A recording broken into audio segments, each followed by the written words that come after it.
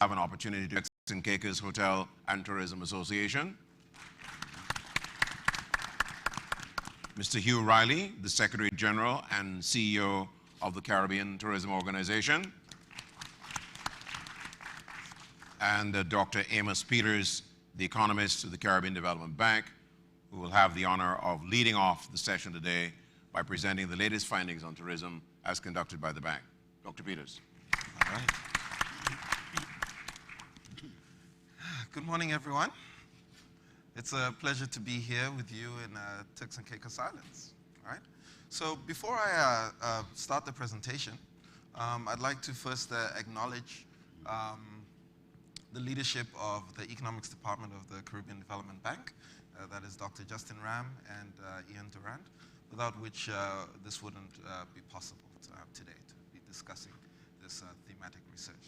In addition to that, I'd like to acknowledge Dr. Patrick Kendall, who's the one who essentially conceptualized this research and ensured its completion. So what are we going to do today? We're going to talk about the Caribbean Development Bank's thematic research, tourism industry reform strategies for enhanced impact. Okay? So the key question, right, is why are we doing this? Why are we studying tourism? Right? Why are we here today? Why is this even important? Well, so there are a couple of things that I'm going to talk about. But first, I want to get into why this is important for us to study. Well, it's obvious, right? Tourism is the dominant sector in the Caribbean, right? I mean, do you know that in 2015, the Caribbean, the borrowing member countries of the Caribbean Development Bank had 22.7 million visitor arrivals. I mean, this is huge. If you think about this, this is actually over 100% of our population, okay? I'll just show you something quick, actually. If you look at this figure here, you can see that 2/3, that's 64% of this is cruise ship arrivals, and 1/3 long stay arrivals.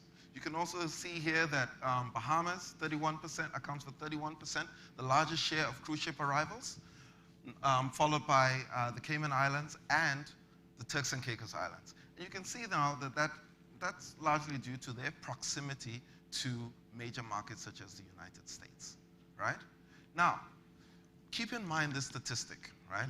Because this, if you think about this, this is going to be one of the important statistics that we're going to come back to.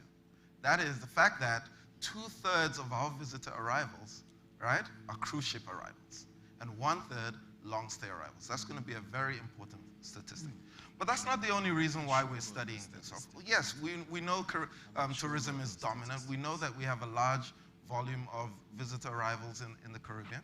But in addition to that, we know that the tourism industry is changing, right? It's becoming more digitized. We're having more types of technologies in the tourism industry. We have the shared economy like Airbnb, different types of booking arrangements like HomeAway.com and so on, right? So the tourism industry is, in fact, evolving. In addition to that, we have all-inclusive resorts that are more common.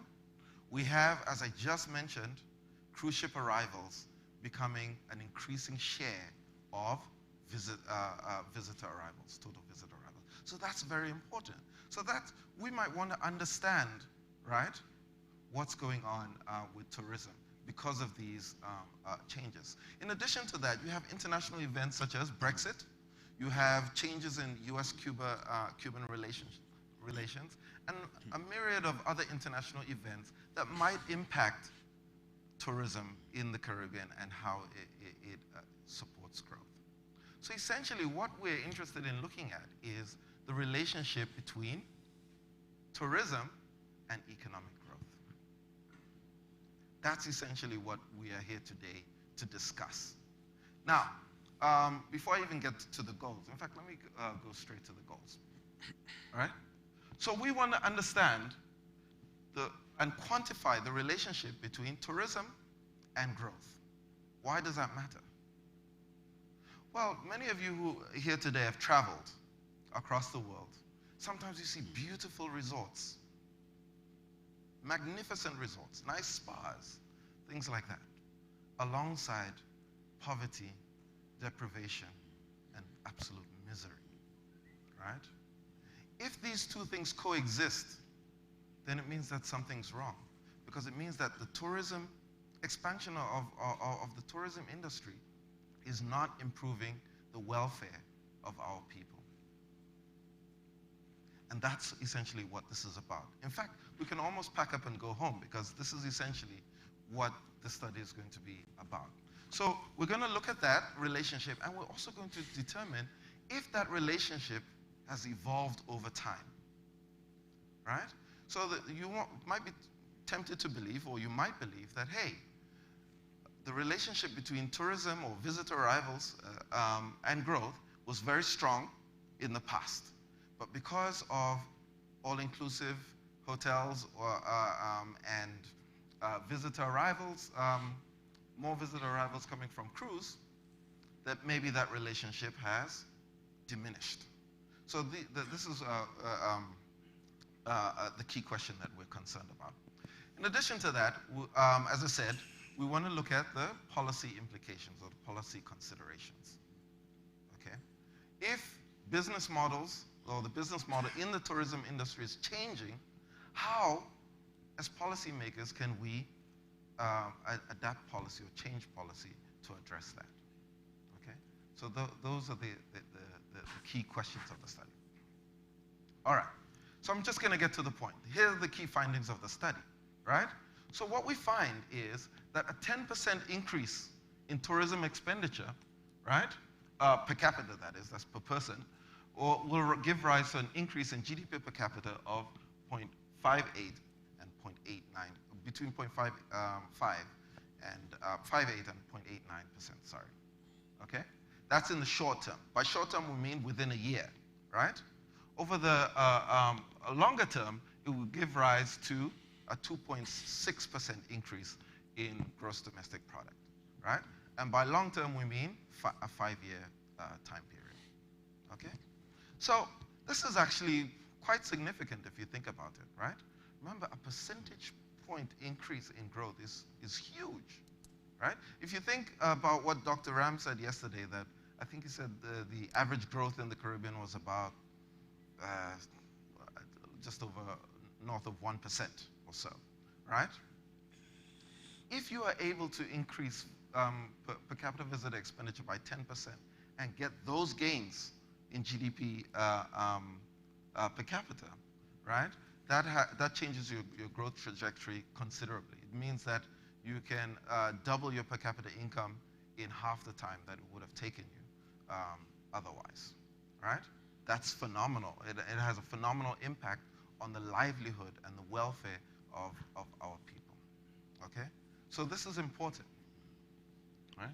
The second thing is, this is just the same thing, but it's in a translation in dollar terms. So we'd say for every $100 in tourist expenditure, yields $35 to $54 in GDP, increase in GDP, right? Within a year, and $155 to $160 over the long term, right? So it's phenomenal impact. So these are the findings of the study, giving it to you at the beginning, right? But what we also find is that there's not really any evidence. We can't find any evidence of a change in the relationship over time, okay? So we haven't found a relationship, evidence of a change in a relationship over time, okay? But I'm going to tell you that that doesn't mean that there hasn't been an impact, and we'll see that very shortly, okay? The last point speaks to that pie chart that I showed you earlier. We find, right, that long stay arrivals have a much more substantive impact than cruise arrivals. Now I know, pretty much, you probably all know this already, right? But we have quantified this, right? So that is the finding of the study. So when you think about this last point, and then you combine that with the trends that I'm about to show you, you will understand that in actual fact, the impact is diminishing. So, ladies and gentlemen, if I'm to summarize the study, what the study says is, if the Caribbean is to maximum impact, that's what it's about. So for too long, sometimes we tend to focus on getting more people to come. And yes, they come, but we must leverage that impact. It's like when you have your rich uncle come to town, you know. Hopefully, when your rich uncle leaves, your condition, you hope that your condition would have improved, right? If not, then you won't invite him next time, right? Okay. So a few stylized facts. Allow me to show you, right? For the Caribbean. Number of long-stay tourist arrivals in borrow member countries has grown slowly. 2.5% in CDB BMCs, 2.5%, right? 3.7% in the wider Caribbean, and 4.5% globally. That means we're performing below the global average. Yes? And I'll show you that graphically soon. You can see here that because of that trend, that our share of long-stay arrivals has fallen. The flip side of that, though, is that cruise arrivals in BMCs have grown substantially, tripling. They're almost twice long-stay arrivals, right? And because of that now, the natural implication of that is that average expenditure per tourist has declined, right? From $870 in 1999 to $608 in 2014. So let me show you a couple of graphs quickly. You can see that the light blue line at the bottom, that's our BMCs. That's the growth of international tourist arrivals. Right? It's using an index here. So you can see here our performance is, we're performing below average, essentially. Here you can see what we just talked about. Cruise is in blue. Shoop. Very high, right? So cruise ships is growing fast. Cruise ship arrivals is growing fast. And that's not a bad thing, folks, right? It's not necessarily a bad thing. But you can see that long-stay arrivals growth has been flatter, which means lower relative to cruise arrivals. Okay. You can see also here, when you look at visitor arrivals and visitor expenditure, you can see that the visitor expenditure line becomes flatter. So, and it becomes flatter because you've had slower growth in visitor expenditure, or even, in some cases, negative growth of visitor expenditure per person or per capita. The graph below, you can see a clear decline in per visitor expenditure over time, over several years. Here, by country, you can see that a number of countries have had negative growth rate of expenditure per visitor. This is over the same period, okay? And a few countries have had positive growth. This will also show you just generally how we're doing competitively. You can see that BMC is there at the very bottom, dark blue, right? But it's sort of the smallest. So these are our growth in arrivals. So let's get to the crux of the matter. In this study, a SWOT analysis was performed. And you can see here that our strengths, as I mentioned to you before, proximity, right, to major markets such as the US, Canada, and so on. Right? There are other strengths, but this is a summary, right? And of course, unique value proposition and diversity of tourism offering. Our weaknesses, you can see, seasonality of the tourism industry, weak linkages, right, to local economies. The governor of the Central Bank of the Eastern Caribbean Central Bank yesterday mentioned transportation and immigration as a problem. So transportation links, that's a weakness, right? If you think about traveling across these islands, every one of us knows, right, how costly it is, how inefficient it is, right? And that's a huge problem. If it's costly for us, it's costly for tourists as well, right? Human resources and training, that's also a problem, right? Now, Threats: climate change, environmental damage, health risks, and the international events that I mentioned. Now let's look at the opportunities. Increased regional collaboration, growth of the shared economy, pursuit of activities such as medical tourism, right? Education tourism, yachting. I'm going to get to that in a minute, right? These are ways to leverage and increase impact of the arrivals that you get, right? Yesterday, Dr. Ram talked about clustering, right? This is essentially an extension of that very argument, right? That essentially you increase value added when you pursue a clustering approach to development, right? It's essentially what in economics we call agglomeration economies, okay? For the nerds who are here, all right? All right. So, industry focus. I'm not going to get too much into this. This study covered the yachting industry, it covered medical tourism, and it covered education tourism. We have seen the positive impacts of education tourism, for example, in Dominica, right? We've seen certain countries dabble with medical tourism and so forth. And the idea there is to increase value added and to leverage more, right?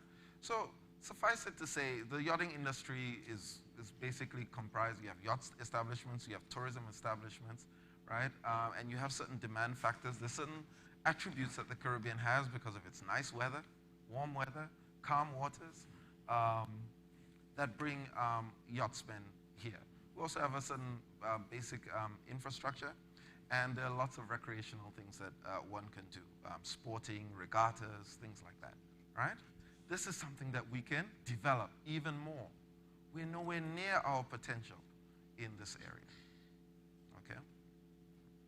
And here are some of the ways. If you look, you can focus less on the left part of the chart and look at the figure on the right, the chart on the right, and you can see some of the ways in which we can begin to leverage and develop policy, right? And collect better data.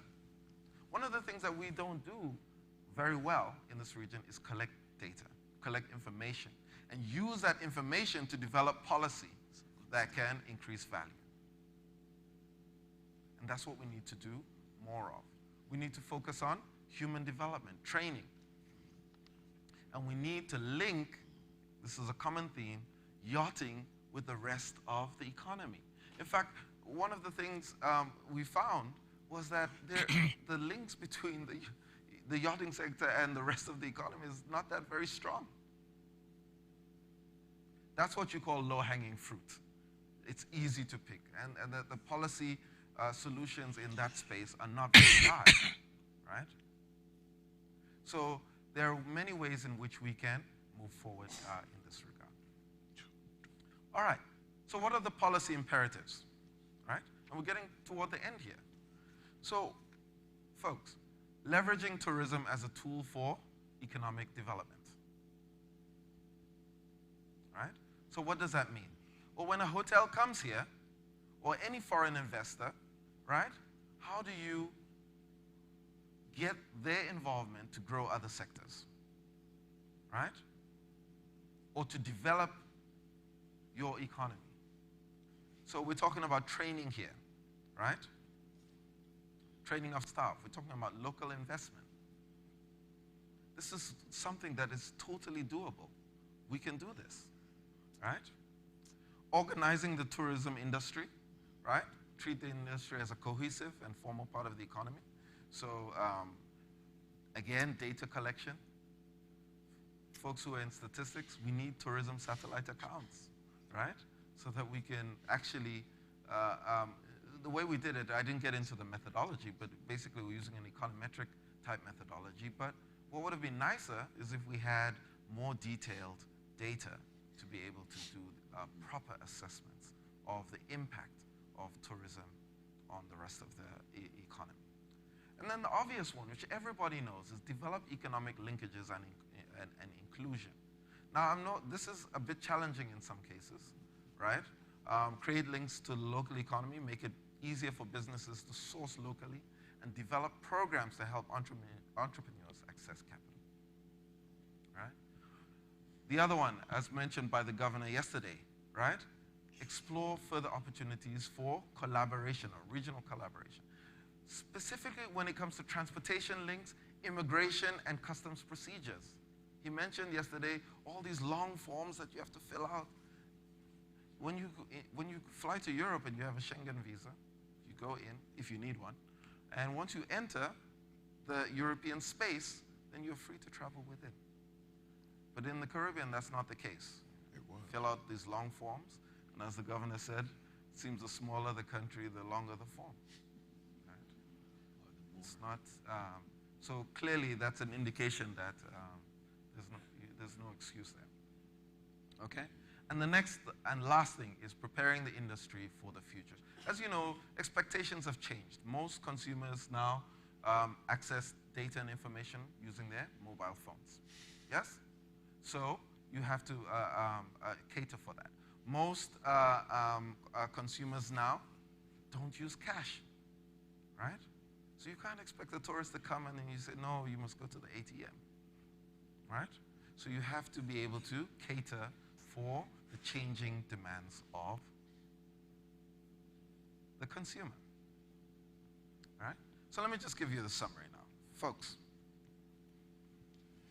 it's not just about arrivals. That's what this study is saying, right? It's not just about arrivals. It's about optimizing the impact of our arrivals, leveraging our arrivals for greater impact, right? So we want to create value for our people, value chains, economic linkages, training, local investment, and local enterprise. Folks, it's about us, the Caribbean people. That's what it's about. It's about improving our welfare and by increasing our productive capacity. If tourism is expanding alongside poverty, deprivation, and misery, then we have completely missed the point. So in sum, it's about us, the Caribbean people. Thank you. Thank you. Thank you very much, Dr. Peters. Food for thought, and I think it is only opportune that I should invite the Minister of Tourism of Jamaica to give his first reaction to the findings so far. I suspect that when you see the figures of possible growth there, you get a little excited at the possibilities. Well, thank you very much. And I begin by congratulating Dr. Peters for what I thought was a very comprehensive study. I think it touched all the key points that we have to consider in building the tourism product, but most importantly, to look at the absorbing capacity of the region to convert the demand that tourism brings into wealth. The point that you made about arrivals is useful, except I just want to guide you in that it is about arrivals, because what arrivals does is to create demand within our region and to build our communities and to enable inclusiveness. So the issue, therefore, of this study, Dr. Peters, as I understood, it's about sustainability. And you were able to capture the three critical elements of sustainability in the study without actually enumerating them in that way. The first, of course, is the environment, managing the environment, dealing with issues of climate change, dealing with issues of enabling the environment, which is the product, to be able to survive over time and offer more. And the second, of course, is the economic impact, which is how do you enable the empowerment of the people in the area, build out entrepreneurial skills to be able to convert, again, that capital which tourism brings into into wealth. And thirdly, of course, is social. The whole business of building human capacity and building the social capacity within communities so that there isn't a gap between tourism development and community development. And it's against that background, I believe, that we need to look at two key areas. One is the production, and second is the consumption patterns within the Caribbean. We have to change the production and consumption patterns within the Caribbean in order to be able to do that conversion and to build our absorptive capacity. What do I mean? The fact is that the statistics show that the retention of the tourism expenditure within the Caribbean area is at a weak 20%. In the case of my country, Jamaica, is 30%. The DOM rep is 50%. Of course, India has the highest retention level in the world of 60%. So we have to consider, how do we lift that retention? What are the things to be done? You've touched on a few, and I believe that in this discussion we'll get a chance to touch on a few more. We in Jamaica have been concentrating heavily on building the linkages. We've done some studies to indicate what the leakage level is, particularly for agriculture and manufacturing, as those are the two main areas. And we have some numbers that I've done a little paper, which I've asked Dr. Ram to print and distribute to you all, so that you see what the thinking is in general and the steps that we're trying to take in Jamaica to deal with that whole business of lifting the retention levels, i.e. reduce the leakage by increasing the linkage. I think that's a useful opening for me, and I hope that we'll be able to continue the discussion throughout the morning. Thank you very much, Minister. Let me get the reaction then of Stacey Cox from Turks and Caicos.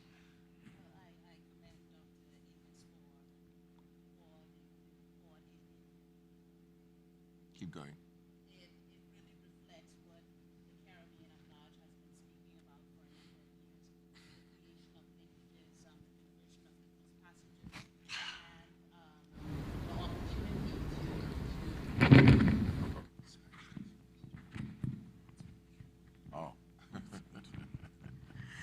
and the opportunity to create interregional travel to help to build a sustainable tourism product throughout the region. I know that here in Turks and Caicos, we have laid many great foundations between ecotourism, interregional travel, and the development of SME programs that will assist in not only the development of the tourism product, but the development of the people at large here in Turks and Caicos. The region itself, I know, struggle with those type of conversion, and most of us are just on the cusp of it. Many of the industry or the region has done some work in those areas and have done them well. The report speaks to the high percentages of cruise arrival. Dr. Amos obviously spoke to the retention and ensuring that economic benefit on the arrival part is extended through the local community. I'm certain that this discussion would allow for more of that, and as we dive into retention of those visitors, I look forward to hearing the input from not only the panel, but everyone else here in the audience. Thank you very much, Ms. Cox.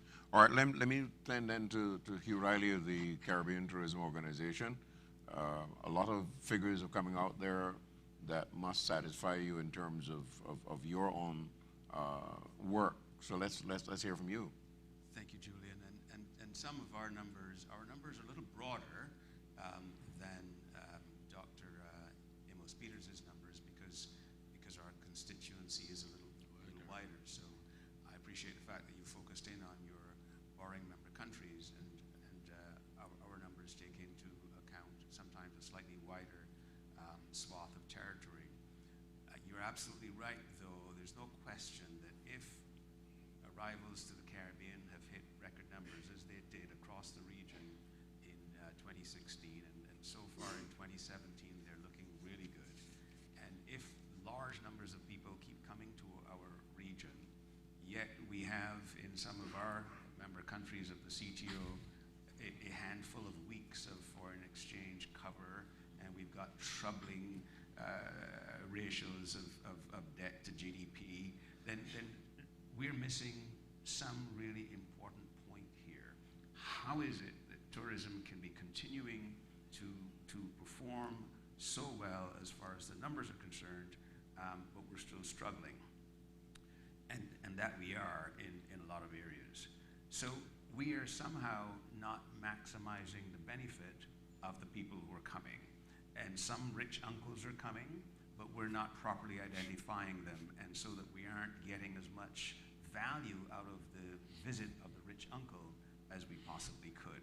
So we need to look a little bit more at whether we are in fact gathering as much information as we should about the people who do visit our countries, and are we using that information sensibly? So I'm not recommending that we have additional forms or that we have longer forms. Let's just be clear about that. But I am saying that the information that we collect now isn't generally being used to our greatest advantage. So if we were to start looking at who the people are that are coming to the region now, the technology really does allow us to sift through who they are, and we can distill out the rich uncles. We actually can find, with the data that we now have across this region, we can do a better job of understanding who our best possible visitors are. And we can do a couple of things with that information. We can clone them. We can find them around the world, really. If you figure out who those best possible people are, just then figure out where to find those same kinds of people in your major source markets. You can also, of course, we can get our industry partners to help us to find those people. So when we go talking to an airline, we can say, look, we're talking about having your carrier fly to our country. Let me tell you where the people really are. So instead of flying from Timbuktu to here, you can fly from there to here, because there are more of our rich uncles in this particular catchment area than this. I'm oversimplifying the fact here, but the fact is that the technology absolutely allows us to do that. Now, it is not as sexy as running expensive commercials on TV. And again, the caveat here is that expensive commercials on TV, commercials on television are wonderful. They show the color and the excitement and the movement and all of the emotional attachment that people want with the Caribbean. And we have all of those things, so we should show it. So I'm not saying let's ban TV commercials. I'm saying, though, that if we spent the time that is necessary to understand who the people really are that we need to get from our source markets, then that information will complement the effectiveness of the television commercials, because we'll know better where to show those television commercials, and it might turn out that our rich uncles aren't really necessarily couch potatoes. So we might in fact determine what programs to attach those commercials to capture the attention of our rich uncle. And our rich uncle isn't the only one that we should be focusing on either. Because if we look at millennials, for argument's sake, then we might find that we have to find a different way to get that video message to them. Mr. Bartlett was, I believe, in the audience with us when last year in New York City during the CTO's Caribbean Week in New York, we had a millennial from Google. And she was something of an analytics expert. Google, of course, knows a thing or two about who people are and what they search for and so on. And she said, just to make the rest of us feel like dinosaurs, she said that she and none of her friends own a TV set. She and none of her friends own a TV set. Now, I don't have any friends that don't own a TV set. But the point that she was making was that if you are creating commercials and running them on TV and you think that she's watching them, you've got another thought coming. Find some other way to reach her. She's absorbing and consuming news. She and her millennial friends are extremely well aware of what's happening in the world, but they're not getting that from TV. So I'm only saying, perhaps in too long-winded a way, forgive me, Julian, but I'm going to shut up in a minute. But the point is that if we spend more time sifting through the data that we have, because people fill these things out, they tell us about themselves. If we take that seriously, we will understand better who to focus on. No one wants to, I'm not suggesting that we should make, we're not turning visitors into widgets, but some visitors are more valuable than others.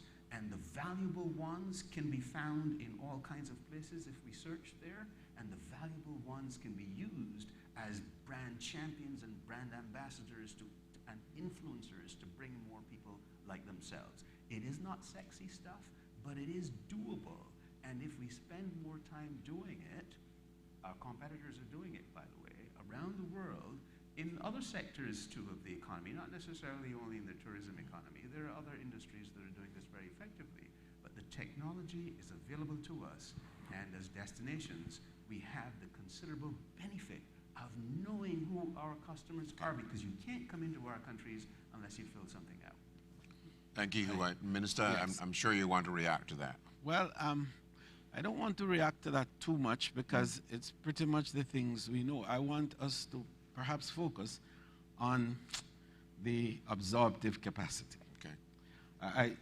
I know the ministers of finance are here, and the governors of the CDB, and Mr. Smith, Warren. I want to focus a bit on how are we going to get wealth in the Caribbean from the tourism that we have. So we are good at demand side. Yes, the growth is there. Member countries are perhaps not growing as fast as the other Caribbean countries, but the growth is there. What are we doing with the growth? And how are we going to make the change? What's going to cause the change? What is it that we're not doing? Why the wealth is not staying in the Caribbean? So, moderator, I want to ask you to help me to focus a little bit on that 20% retention level, which is at the cellar of the retention totem in the world. That we in the Caribbean, who are the most tourism-dependent region on earth, have the lowest retention level of the dollar. And it is because, one, scale. To begin with, our size. So we are lacking in the critical mass that will drive some of the major players into our region. Secondly, the inputs of tourism are essentially sourced outside of our region because we have not focused on building the capacity to provide those inputs. Thirdly, the markets of the world that we are to access remains by and large elusive to us because we lack the capacity to bring airlift into the region as required. And finally, the psyche of the lending agencies, financial agencies, the source of capital within our region has not gotten it about tourism.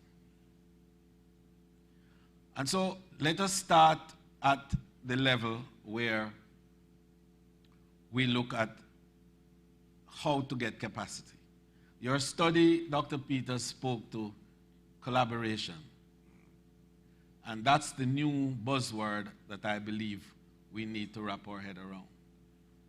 Because the issue of scale and critical mass cannot be solved with the BMCs as they are. The BMCs have got to look at the broader Caribbean and to embrace the strategies of multi-destination tourism. Cuba has 3 million arrivals. DOMREP has 6.5 million arrivals. Mexico, through Cancun, has nearly 7 million arrivals. What we're talking about here is if we add those to the 22 million that you spoke about, we're into 33, 34 million arrivals. We're in a position at that point to speak to Emirates and to Qatar and to Air China and Air India and so on, because there's capacity. That's on the marketing side. In terms now of the demand for consumption, what 35 million does is to enable our manufacturers to begin to see a market that is now not about 22 million, but about 33 million.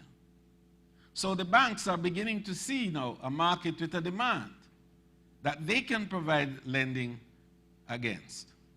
What we have to do is to change the whole pattern in which we relate in the Caribbean, to move away from the high competitiveness that have characterized our marketing and other approaches, and to embrace a more collaborative strategy.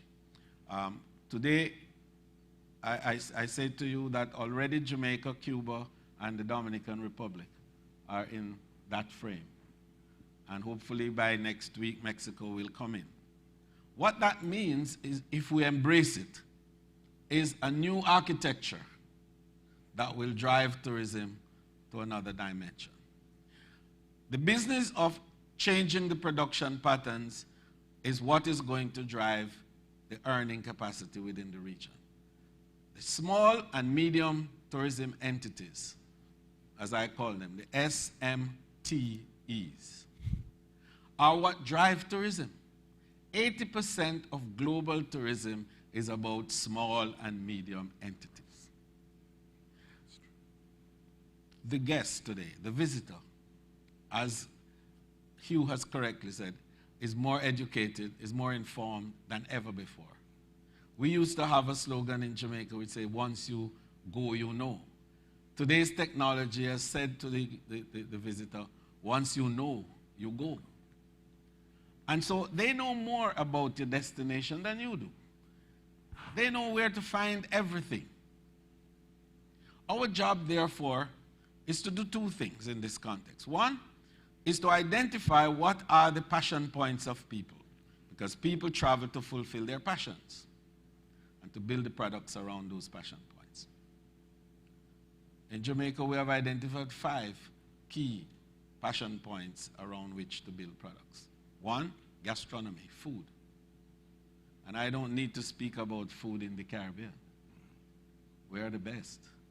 What we need to do is to develop that capacity to build food trails, to build food shops, to create street food arrangements like the tapas in Spain and so on, where visitors come to do that, to advertise in the right food magazines and the food channels, shopping,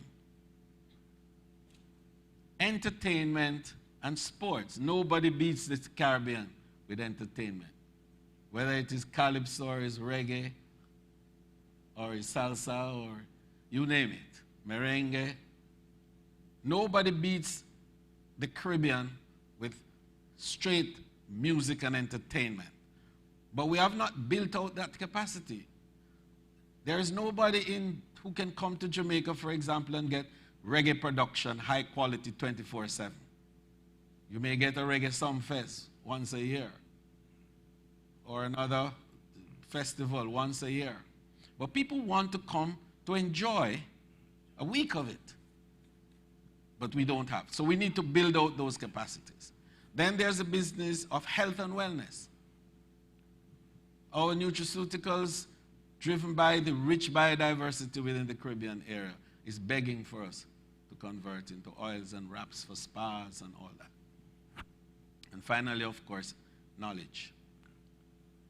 Think tanks and meetings and shows and all sorts of conferences and conventions. Barbados does a good job with that. We need to do more of that. These are the areas that drive traffic into our destination. But these are the areas that the people of the country can provide the experiences that they want. And so I close by saying the investment, therefore, that CDB and the banks have to look at is how do we provide windows of opportunity to provide capital support to enable our little people to provide those rich array of experiences that drive visitor arrivals and build the absorptive capacity within our countries. I want to ask you, Riley, because of the CTO's work in terms of collaboration over years. I know the challenges you had with this One Caribbean program and so on in terms of marketing North America and Europe, etc. Where are we in terms of, when you hear a minister talk about collaboration, what's your reaction? I think it's key. I think we've failed to do as much of it as we possibly could. I don't think there's much doubt that if we could collaborate, we would get the economies of scale that the minister talked about. We would have the critical mass that we absolutely need. We would have a greater share of voice out there in the world. We are in an extremely competitive area. Every major country now is in the tourism industry. I mean, the big wake-up call for a number of us was when the United States got into the tourism industry seriously in 2009, I guess, when the Tourism Promotion Act was passed. And the US decided we've got to do a couple of things. We have to pool our resources, public and private, create a massive marketing campaign, which they now show overseas, telling people to come to the United States. Because before you decide whether you're going to go to a particular attraction or a particular state or a particular city, which all have their own budgets, you have to wrap your mind around the notion of going to the United States. Well, why aren't we doing the same thing?